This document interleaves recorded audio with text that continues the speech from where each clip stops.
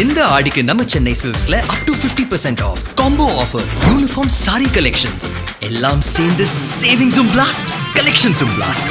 நம்ம the Chennai silks. Aachi Masala எந்த சமையலும் ருசி தேடும் ரகசியம் 20 ரூபாய். 2M சினிமாஸ் டி பிக்சர்ஸ் தயாரிப்பில் தயால் பத்மநாபன் இயக்கத்தில் வெற்றி நடிக்கும் லட்சுமிகாந்தன் கொலை வழக்கு ஜூலை 10 முதல் திரையரங்குகளில். என்ன பதில் சொல்றதுன்னு தெரியல. நீங்க பேசுறது நாங்க அம்மா மக்கள் முன்னேற்ற கழகம் கட்சி நிர்வாகிகளோட எங்க கட்சியுடைய அடுத்த கட்ட நடவடிக்கை பற்றி ஆலோசனைக்காக அழைத்திருக்கேன். அவங்க எல்லாம் வந்திருக்காங்க. அவ்வளவுதான் நான் சொல்ல முடியும்.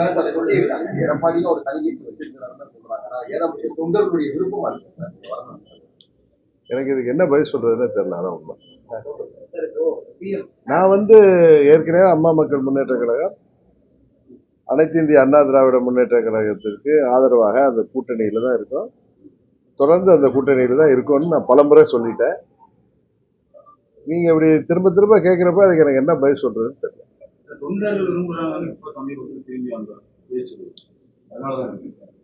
அவங்க கூட தானே இருக்கேன். அம்மாவுடைய கொடியை போட்டு அம்மா மக்கள் முன்னேற்ற கழகம்னு ஒரு கட்சி நடத்திட்டு இருக்கோம். அது அம்மாவுடைய கட்சி தானே. அதனால நாங்கள் அவங்க கூட தான் இருக்கேன். அவங்க கூட இணைந்து தான் செயல்பட்டு இருக்கேங்கிறது தான் எங்களுடைய கருத்து.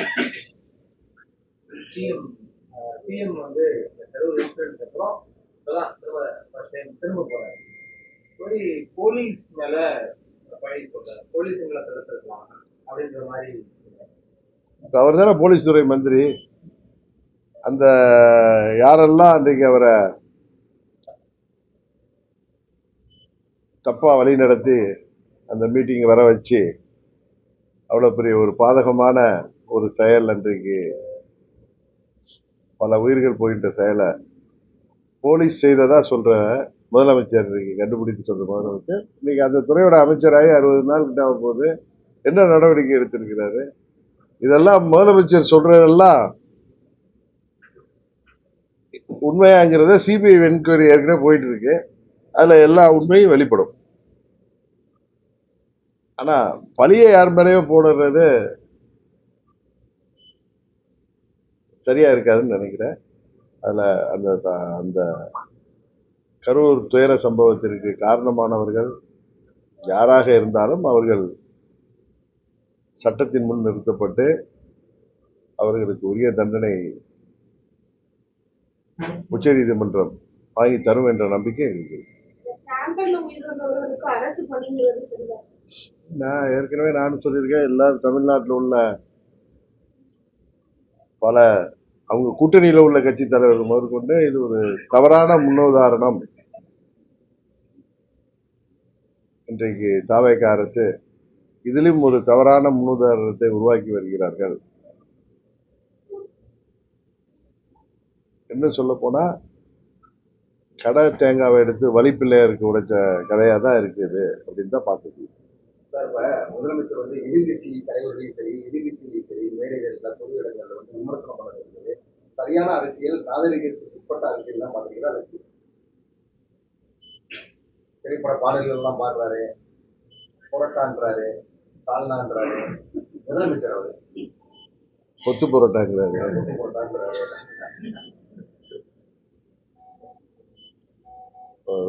முதலமைச்சருக்கு இன்னும் ஒரு கடந்த காலத்துல முதலமைச்சர்களாக இருந்தவர்கள் பொதுவெளியில அவர்கள் தங்கள் பதவியின் பொறுப்பை உணர்ந்து செயல்பட்டு வந்திருக்கிறார்கள். அதை முதலமைச்சரும் அதை பின்பற்றினால் நன்றாக இருக்கும் என்று நினைக்கிறேன். அவர் இன்னும் சினிமா நடிகராகவே இருக்கார். அதான் பிரச்சனை. அதை சினிமா கவர்ச்சின்னு யாரு சொன்னா ரொம்ப வருத்தப்படுறாரு, கோபப்படுறாரு. அவரை சேர்ந்த அந்த பரிவாரங்களும் ஆச்சரியக்குறிகளும் ரொம்ப வருத்தப்படுறாங்க. அவருமே அன்னைக்கு திருச்சி மேடையில அவர் அவருடைய உடல் மொழியே இன்னும் சினிமாவில் ஷூட்டிங் வரப்ப அவர் ஒவ்வொரு முறை வீட்டை விட்டு வெளியில வந்ததுல இருந்து அவர் வீட்டுக்கு போற வரைக்குமே எல்லாமே ஒரு ஷூட்டிங் பார்க்கிற ஒரு அனுபவம் தான் எல்லோருக்குமே ஏற்படுகிறது என்று எல்லோருமே சொல்கிறாங்க. அது சொன்னா எங்களை பார்த்து பொறாமப்படுறீங்க, நாங்கள் ஆட்சிக்கு வந்துட்டோன்னு எங்களை பார்த்து எதிர்கட்சிகள்லாம் பொறாமப்படுறாங்க, அவர்கள்லாம் உதிரிகள், அவர்கள்லாம் தீய சக்திகள், அவர்கள்லாம் தீர்ந்து போன சக்திகள் அப்படின்னு அந்த சினிமாவில எல்லாம் அவர் படங்கள்ல கிளைமேக்ஸ்ல எல்லாம் ரொம்ப உணர்ச்சி வசப்பட்டு பேசுவாரு. அது மாதிரி தான் பேசுறாரு. ஒண்ணு பேசுனா கத்தி பேசுறாரு, இல்ல வாயே திறக்க மாட்டுறாரு. அதே முதலமைச்சர் பேசுங்கன்னு சொல்லி மற்றவர்கள் கேட்டாங்கன்னா நான் கேட்கறது இல்லை. ஏன்னா முதலமைச்சர் பேசுனா இப்படிதான் இருக்குங்கிறது என்னால யூகிக்க முடியுது. மற்றவர்கள் அவரை பேச சொல்லி பார்க்கணும் ஆசைப்படுறப்ப அவர் யார் என்பதை வெளிப்படுத்தி கொண்டிருக்கிறார். அது சட்டமன்றமாக இருக்கட்டும், நேற்றைக்கு கூட கரூர் மேடையே அப்படித்தானே இருந்துச்சு. அவருடைய பாடி லாங்குவேஜ் ஏதோ துக்கத்துக்கு வந்த மாதிரி கருப்பு ஷர்ட் எல்லாம் போட்டிருக்காரு. ஆனா அவருடைய பேச்சிலேயோ அவருடைய உடல் மொழியிலேயே எந்த துக்கமும் வெளிப்படல. சினிமாவில் எப்படி ஒரு ரோல்ல வந்து டைலாக் பேசுவாங்களோ அது மாதிரி தான் இருக்கே தவிர, அதான் உண்மை, தப்பா எடுத்துக்காதீங்க. முதலமைச்சர் அவர்கள் அவர் முதல்வர் என்பதை உணர்ந்து செயல்படணும். உடனே சொன்னா அவருக்கு பரிவாரங்கள் இருக்காங்க. நம்ம மதுரையில ஒருத்தர் இருக்காரு நிர்மல்குமார் வந்து ஏதாவது உடனே எல்லாம் அரசியல் விட்டு போங்கிறாரு. அரசியலை விட்டு தமிழ்நாட்டு மக்கள் யாரை வெளியேற்ற வேண்டுமோ அவர்களை உறுதியாக வெளியேற்றுவார்கள். அதுபோல ஏதோ வாழ்வு வந்து விட்டதற்காக தான் உடைய அர்த்தராத்திரில குறை பிடிக்க வேண்டாம் என்று அவர்களுக்கு சொல்றேன். அது எல்லாருக்கும் சேர்த்தே சொல்கிறேன். அவருடைய பேச்சு துணி அப்படிதான் இருக்கு. ஒரு அகம்பாவம் அகங்காரம் தான் தெரியுதே தவிர அதுல ஒரு தன்மையே இல்லை. அதுதான் சக்சஸ் பண்ணலாம்னு நினைக்கிறாங்க. பிரச்சாரத்துக்கு அப்புறம் அவர் ஒரு திரைத்துறை பிரபலம், சினிமாவில் வந்து பிரபலமான நடிகராக இருந்ததுக்காக தான் இந்த முறை ஆட்சிக்கு வந்திருக்காருங்கிறது யாராலையும் மாற்ற முடியாது. ஏன்னா அவர் என்ன 50-60 ஆண்டுகள் அரசியலில் சேவை செய்து வந்தாரா, இல்லை பேரறிஞர் அண்ணா போலையோ, இல்லை புரட்சி தலைவர் எம்ஜிஆர் போலவோ சினிமாவில் நடித்தாலும் அவர் பல ஆண்டுகள் அரசியலில் ஒரு கட்சியின் வளர்ச்சிக்காக, ஒரு கட்சி ஆட்சிக்கு வர வேண்டும் என்பதற்காக உழைத்து வந்தவர். பல முறை சட்டமன்ற உறுப்பினராக இருந்து வந்தவர். சொல்லுவாங்கல்ல, சில பேருக்கு சில குருட்டு யோகம் அதிர்ஷ்டம். அதுபடி அவர் வந்தது சினிமா கவர்ச்சியை வச்சுதான். சினிமா நடிகர் இல்லைன்னா விஜய் யாருக்கு தெரியும்? உண்மைதானே? அதனால அவர் வந்தது சினிமாவில் இருந்தா அவருக்கு உள்ள அந்த ஃபெமிலியாரிட்டியை வச்சுதான். அவர் சொல்றாருல, வீட்டுல எல்லாம் குழந்தைகள்லாம் இந்த டிவியில பார்ப்பாங்கன்னு. தமிழ்நாடு முழுவதும் ஒரு 69 படங்கள்ல பல ஆண்டுகள் நடித்து சினிமா துறையில சக்சஸ்ஃபுல்லா இருந்ததுனால அந்த பிரபலத்தை வைத்து இன்றைக்கு 60 ஆண்டு கால திராவிட ஆட்சிகளுக்கு ஒரு மாற்று வேண்டும் என்ற எண்ணத்துல மக்கள் அவரைக்கு 108 தொகுதிகள் தான் கொடுத்தாங்க. பெரும்பான்மை கொடுக்கல. பெரும்பான்மைக்கு அவர்கள் மற்ற கட்சிகளை, அது திமுக கூட்டணியில வெற்றி பெற்ற கட்சிகளை திரும்ப திரும்ப சொல்றேன், அவருக்கு அது புரிய மாட்டேது. அவரை சேர்ந்தவர்களுக்கு பரிவாரங்களுக்கும் புரியல. எங்களுக்கு மக்கள் ஆட்சியை கொடுத்திருக்கிறார்கள், அதை பார்த்து பொறாமைப்படுகிறார்கள் சொல்றது தவறு. நீங்க 118 எடுக்கல, நீங்க யார்கிட்ட எல்லாம் ஆதரவு வாங்கியிருக்கீங்க அப்படிங்கிறத யோசிச்சு பாருங்க. உங்களை எதிர்த்து இப்ப அதுல திரு விஸ்வநாதன் அவர்கள் அமைச்சரா இருக்காருன்னா காங்கிரஸ் கட்சி சேர்ந்தார். அவர் மேலூர்ல தாவேகா வேட்பாளரை எதிர்த்துதான் ஜெயிச்சு வந்திருக்காரு.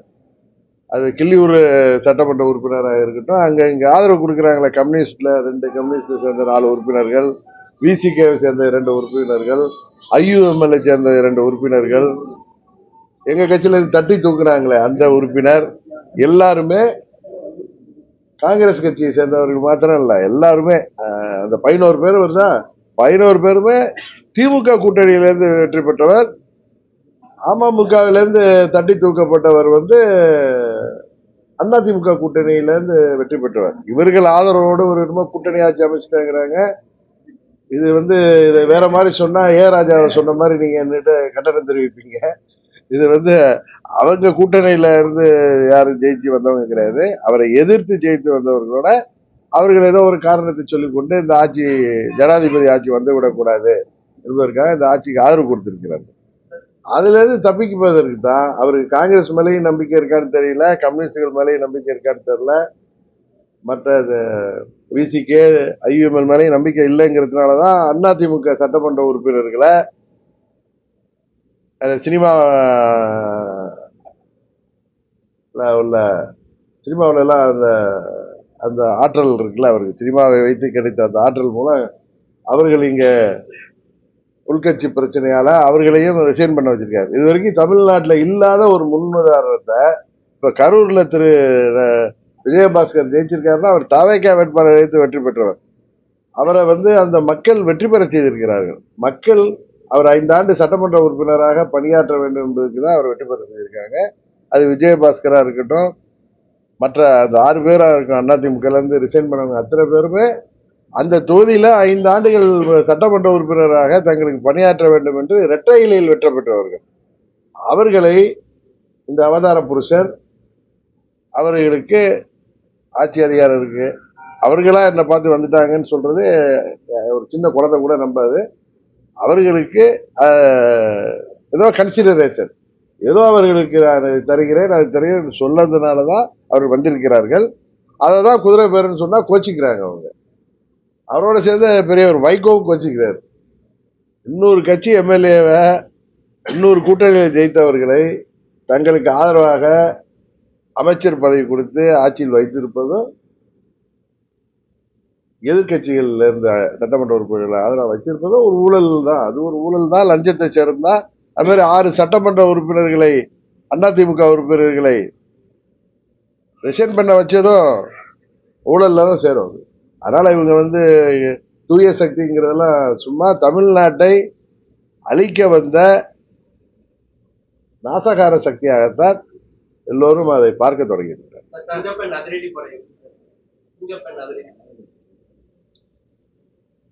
பெயர் சினிமா பாணியில இருந்தாலும் அது செயல்படணுங்கிறது தான். ஏன்னா இன்றைக்கு ஆட்சி அதிகாரத்துல முதலமைச்சரா அவரை அமர்த்தி விட்டதாக அவரே புலகாங்கித அடைகிறாரு. அதனால அவருடைய டியூட்டி அது தமிழ்நாட்டில் சட்டம் ஒழுங்கை பாதுகாக்கணும், பெண்கள் பாதுகாப்பை உறுதி செய்யணும், போதை மருந்து புழக்கத்தை தடுக்கணும். அதுபோல தமிழ்நாட்டில் பல வளர்ச்சி திட்டங்களை கொண்டு வரணும். அவர்கள் சொன்ன தேர்தல் வாக்குறுதிகளை விவசாயிகளை ஏமாற்றியது போல் ஏமாற்றாமல் அவற்றை எல்லாம் நிறைவேற்றணும். இன்னும் சில பேர் அவர்களுக்கு ஆதரவாக ஓராண்டு டைம் கொடுக்கணும், 6 மாதம் டைம் கொடுக்கணும் அப்படின்லாம் சொல்றாங்க. அது வளர்ச்சி திட்டங்களுக்கும் தேர்தல் வாக்குறுதிகளை நிறைவேற்றுவதற்கும் அவர்கள் கால அவகாசம் எடுத்துட்டோம். 5 ஆண்டுகள் கூட எடுத்துக்கிட்டு தேர்தல் வாக்குறுதிகள்லாம் நிறைவேற்ற மாதிரி வாக்குறுதிகள் கிடையாதுங்கிறது எல்லோருக்குமே தெரியும். ஏற்கனவே திமுக எப்படி அதிலெல்லாம் கஷ்டப்பட்டாங்கிறது தெரியும். அதனால தமிழ்நாட்டிற்கு வேலை வாய்ப்பை பெருக்குவதற்கு வளர்ச்சி திட்டங்களை கொண்டு வர வேண்டும். அதுபோல அடிப்படை வசதிகளை தொடர்ந்து பராமரிக்க வேண்டும். இதையாவது அவர்கள் ஒழுங்காக செய்ய வேண்டும். அதை செய்வதற்கு யாரும் அவங்கள போய் குறை சொல்லல.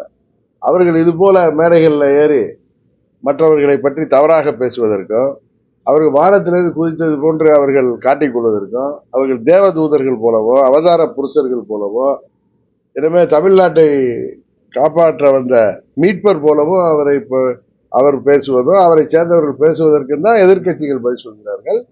விவசாய கடனை ரத்துப்படி செய்ய சொல்லி எந்த விவசாயிகளும் கேட்கல.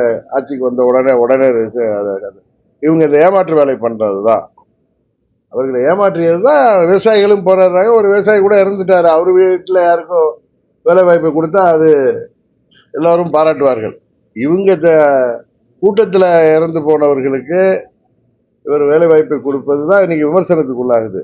அன்றைக்கு இந்த விவசாய கடன்களை முழுமையாக தள்ளுபடி செய்ய வேண்டும், எங்களை ஏமாற்றக்கூடாது என்று போராடி விட்டு வீட்டுக்கு சென்ற விவசாயி தலைஞரை சேர்ந்தவர் இறந்தாரே, அவர் வீட்டில் உள்ளவங்களுக்கு வேலை வாய்ப்பு கொடுத்தால் அது உறுதியாக எல்லாரும் பாராட்டுவார்கள்.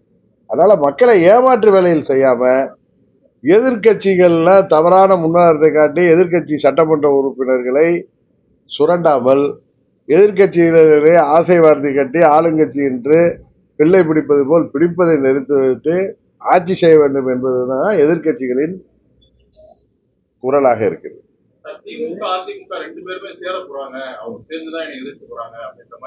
ஒரு முதலமைச்சர் பேசுறாரு, களவாணின்னு பேசுறாரு. இதே அந்த திரு விஜயை பார்த்து சொல்றதுக்கு எவ்வளவு நேரம் ஆகும்? இவர் தான் களவாணி. நம்ம ஊர்ல சொல்லுவாங்க ஆடு திருட மாடு திருட. எங்க ஊர் பக்கம்லாம் சொல்லுவாங்க சில ஊர்ல, அவன் உள்ளி மாடை தான் திருடுவான், இன்னும் சில பேர்ல ஆடை தான் திருடுவான். கேள்விப்பட்டிருக்கீங்கல்ல? சில பேர் கட்டக்கோல் வைப்பான். அதே மாதிரி நீங்க எம்எல்ஏ திருடர்கள், நீங்க எம்எல்ஏ களவாணிகள். நீங்க முதல்ல அண்ணாச்சி அமமுக எம்எல்ஏ ஒரு சட்டமன்ற உறுப்பினர்னு அவரை ஆசை வார்த்தை கேட்டு, உண்மையிலே திரும்ப சொல்றேன்னா அந்த லெட்டர் ஃபோர்ஜரியா போய் கொடுத்தாரு. அது ஒரு 420 வேலை. அது ஒரு முதலமைச்சர் ஆவறதுக்காக செஞ்ச வேலை. இவர்கள் ஆட்சி அமைப்பதற்கே அவ்வளவு தகுதி திருப்பங்கள் செய்தவர்கள். உண்மையா இல்லையா? எங்க சட்டமன்ற உறுப்பினர் அண்ணன் பழனிசாமி அவர்கள் தான் முதலமைச்சர். அவர் முதலமைச்சருக்கு ஆதரவாக என்னோட கையெழுத்து போட்டு 5 மணிக்கு கொடுக்குறாரு. 7:30 மணிக்கு திரு விஜய் அவர்கள் கவர்னரை சந்தித்து கொடுக்கிற லெட்டர்ல அமமுக எம்எல்ஏ கையெழுத்தும் ஐயுஎம்எல் கையெழுத்துமே இருந்துச்சு. அதுல அது ஐயுஎம்எல் மறுத்தாங்க. ஒரு அதை பார்த்து தான் நான் கவர்னர் அப்பாயின்மெண்ட் வாங்கிட்டு போய் பார்த்து எங்க எம்எல்ஏ எனக்கு தான் லெட்டர் கொடுத்துருக்காரு. நான் அவரை தொடர்பு கொண்ட எனக்கு கிடைக்கல. ஒன்று அவரை என்னால் தொடர்பு கொள்ள முடியல. ஒன்று இந்த லெட்டர் ஃபோர்ஜரியா இருக்கும், இல்லை குதிரை பேரமா இருக்குன்னு நான் இன்னைக்கு சொன்னேன். அவங்க இல்லை ஃபோர்ஜரி இல்லை, ஏன்னா அவங்க பயந்துட்டாங்க. அது ஃபோர்ஜரி லெட்டர் இல்லைன்னு காமிக்கிறதுக்கு அந்த எங்க அப்பா குதிரைக்குள்ளார இல்லைன்னு அந்த திருட்டு வீடியோவை விட்டாங்க. ஸோ அப்ப என்ன குதிரை பேரம் தான். ஒருத்தர் நீங்க விருப்பப்பட்டு ஆதரவு கொடுத்திருந்தா அவரை சட்டமன்ற உறுப்பினரை கவர்னர்கிட்ட அழைச்சிட்டு போயிருக்கணும், இல்லை அவருடைய ஒரிஜினல் கடிதத்தினால் கொண்டு போயிருக்கணும், இல்லை அவரை உங்க அலுவலகத்தில் அழைத்து உங்களுக்கு ஆதரவா கடிதம் வாங்கி போட்டோ எடுத்துட்டு போய் கொடுத்துருக்கணும். எதுவும் இல்லாம நீங்க ஒரு லெட்டர் கொடுத்துட்டு செராஸ் காப்பியை கொடுத்துட்டு அந்த சட்டமன்ற உறுப்பினரை அவரே கவர்னர்கிட்ட அதை மறுத்து நான் கொடுத்த லெட்டர் இல்லைன்னு கொடுத்த கவர்னரிடம் கொடுத்த கடிதம் காப்பி என்கிட்ட இருக்கு, நான் காமிச்சேன். போலீஸ் ஸ்டேஷன்ல கம்ப்ளைண்ட் கொடுத்தாரு. இதுல யாரு களவாணி? எம்எல்ஏ களவாணி யாரு? அது மாதிரி மற்ற கட்சிகளை இப்படி ஏதோ வெற்றி பெற்று விட்டோங்கிற அகம்பாவத்துல இவர் பேசுவது வன்மையாக கண்டிக்கிறது. எம்ஜிஆருடைய அன்பையும் ஜெயலலிதாவுடைய வீரத்தையும் அவரை பார்க்கிறேன், தாய்வரா பார்க்கறது விஜய் பார்க்கிற சொல்லியிருப்பாங்க. அவருக்கு என்ன கன்சிடரேஷன்ல எதுக்காக அவர் திரு ஏபிஎஸ் மேல கோவம் அதுக்காக சட்டமன்ற உறுப்பினரை பதவியை காலி பண்ணிட்டு அதை ராஜினாமா செய்துட்டு ஒரு கட்சிக்கு போக வேண்டிய அவசியம் இருக்கா? எனக்கு இதை விட விஜயை விட இன்னும் அழகா தமிழ்ல பதில் சொல்ல தெரியும். எங்கேயோ கோச்சிக்கிட்டு எதுக்கோ போனாங்க மாதிரி இவர்களெல்லாம் வர வைக்கிறது என்னங்கிறது தெரியும். இதுல இன்னொன்னு இந்த நேரத்தில் நான் விளக்கம் கொடுக்கணும். திமுக அதிமுக சேர்ந்து ஆட்சி அமைக்க இருந்தார்கள், 2 பேரும் கூட்டு களவாணிகள் சொல்றாரு. நீங்க பண்ணிருக்கிறதே களவாணி வேலை தானே. திமுக கூட்டணியில இருந்த கட்சிகளை நீங்க களவாணி, அவங்களோட ஆதரவோட அவங்களுக்கு மந்திரி பதவி கொடுத்து ஆட்சி அமைச்சிருக்கீங்க. அமமுக எம்எல்ஏவை களவாண்டுதான் நீங்க லெட்டர் வாங்கி கொண்டு கொடுத்தீங்க. இன்றைக்கு 6 பேரை ரிசைன் பண்ண வச்சதே ஒரு களவாணித்தனம் தானே. அதனால உண்மையான ஒரிஜினல் களவாணி திரு விஜய் அவர்கள் தான். முன்னாடி உள்ள முதலமைச்சர் எல்லாம் அதிகமா பேசினாங்க, செயல் இல்ல. இவர் செயல் அதிகமா இருக்கு, பேச்சு கம்மியா இருக்கு. அதான் அவரே சொல்றாரு, talk less work more, reel less work மோர்னு தான் அவரை பார்த்து நம்ம சொல்லணும். லெஸ் ரீல் போடுங்க, ரீல் விடுறதை நிறுத்துங்க. நான் முதல்ல இருந்து சொல்லிட்டு இருக்கேன், ரீல் விட்டு ஆட்சிக்கு வந்தீங்க, இப்ப ரீல் போட்டு ஆட்சிக்கு வந்தீங்க, இப்ப ரீல் விட்டு ஆட்சியை தொடரலான்னு பாக்குறீங்க. தமிழ்நாட்டு மக்கள் உங்களை ஆட்சியில் அமர்த்தியதாக நீங்க சொல்கிறீர்களா? அவர்கள் எல்லாத்தையும் பார்த்துட்டு தான் இருக்காங்க. உங்களை விட பெரிய ஜாம்பவான்கள் எல்லாம் பார்த்தவர்கள் தான் தமிழ்நாட்டு மக்களும் இன்றைக்கு இருக்கிற திராவிட கட்சிகளும். உறுதியாக உங்களை தேவையான பதிலடியை தமிழ்நாட்டு மக்கள் மூலம் நாங்கள் தருவோம்.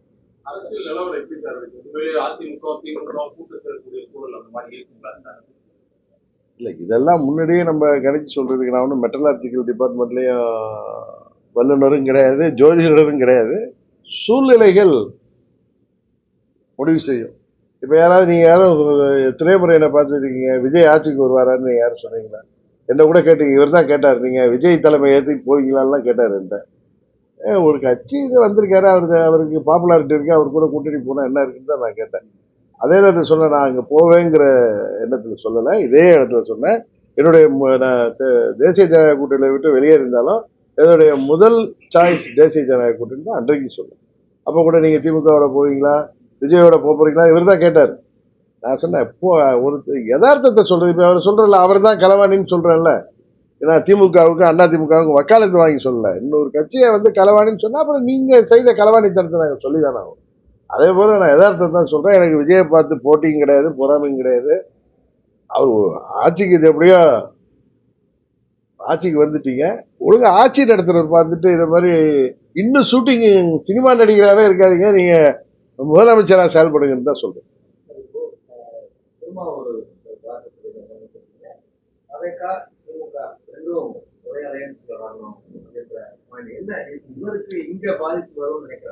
இல்ல இல்ல, அவர்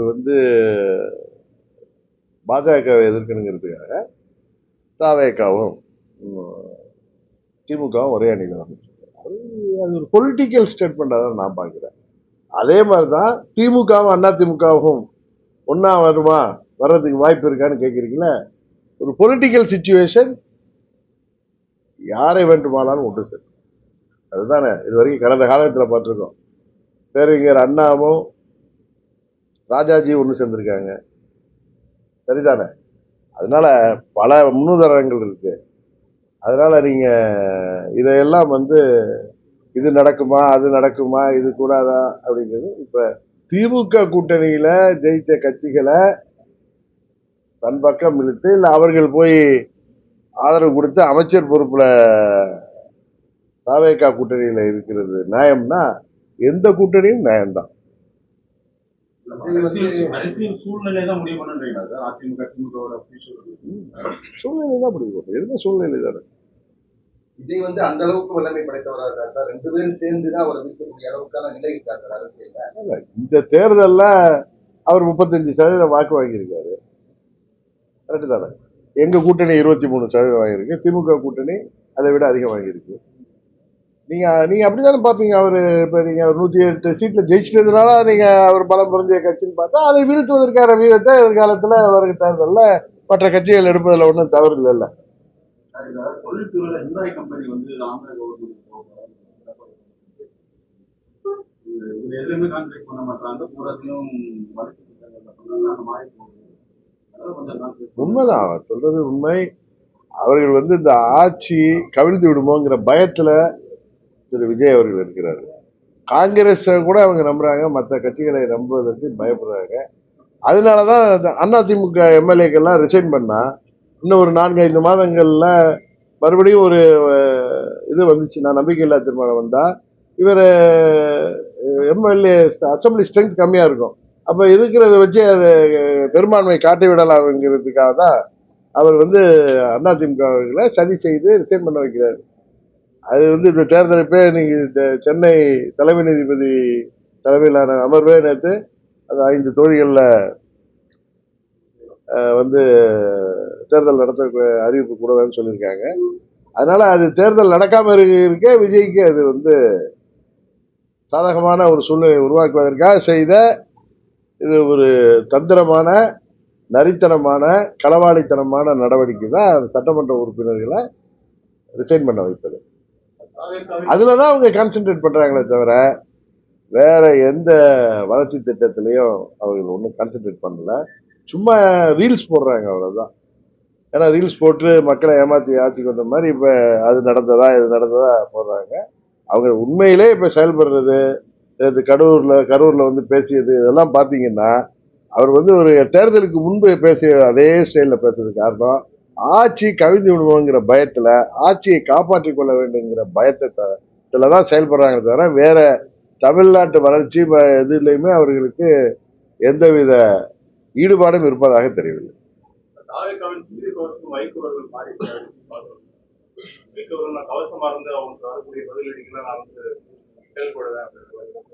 திரு வைகோ அவர்கள் கடந்த காலத்துல இது மாதிரி பேசியதை நீ சோசியல் மீடியால கூட பேசியிருந்தாங்க.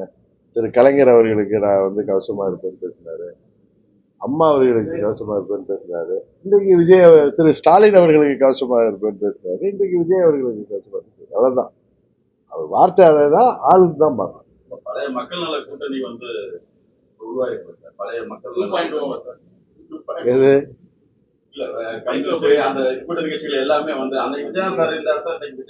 நீங்க விஜயகாந்தோட திரு விஜய் தயவு செய்து ஒப்பிடாதீங்க. அவர் வெளியில எங்கேயும் நடிக்கிறார், சினிமாவில் நடிச்சதோட சரி, பொது வெளியில நடிக்க மாட்டார், யதார்த்தமா இருப்பாரு. Okay, thank you.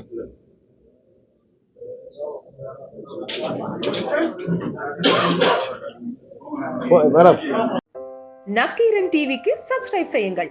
உங்கள் ஆதரவே எங்கள் பலம். ஆசிரியர்களுக்கு நண்பனாகவும் மாணவர்களுக்கு ஆசானாகவும் திகழும் தேர்வு வழிகாட்டி. ஒவ்வொரு பாடத்திற்கும் அனுபவமிக்க ஆசிரியர்களின் துல்லியமான தெளிவான விடைகள். CNC இருக்கு, தேர்வு பயம் எதற்கு? இது தீரன் பப்ளிஷிங் ஹவுஸ் விற்பனை வெளியீடு.